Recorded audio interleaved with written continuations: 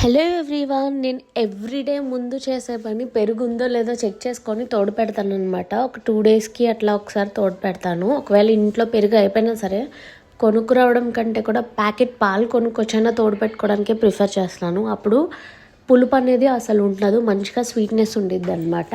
And ఈరోజు మా ఇంట్లో వెరైటీస్ వచ్చేసి దొండకాయ వేపుడు అండ్ పచ్చిపులుసు కూడా ఏదో వాటర్ లాగా చేసేసి దాంట్లో 4 ఉల్లిపాయలు వేసేసి అయితే నేను చేయను. నా రెసిపీ అది కాదు. నేను దానికి చాలా ప్రాసెస్ చేసి అయితే ప్రిపేర్ చేస్తాను. చాలా బాగుండిద్ది, చాలా టేస్టీగా ఉండిద్ది, మళ్ళీ మళ్ళీ తినాలి అనిపించేలాగే ఉండిద్ది, ఫ్లేవర్ఫుల్గా ఉంటుంది అనమాట. సో అట్లా ప్రిపేర్ చేసుకుంటాను. అండ్ నైట్ అయితే పులిహోర చేసుకుందామని డిసైడ్ చేసుకున్నాము. చింతపండు పులిహోర గుజ్జు ఆల్రెడీ రెడీగా ఉంది, దాంతోనే తాలింపేసి చేశాను. అండ్ నేను తాలింపు ఎలా వేస్తానంటే పచ్చిమిర్చి ఎండుమిర్చి బాగా ఎక్కువ వేస్తాను, బయటికి కూడా అవి కొరుక్కొని తినేలాగా వేస్తాను. అండ్ మిరపకాయలని కూడా కొద్దిగా గుజ్జేసి ఉడికిస్తాను అనమాట, అసలు కారం లేకుండా చేస్తాను. దట్స్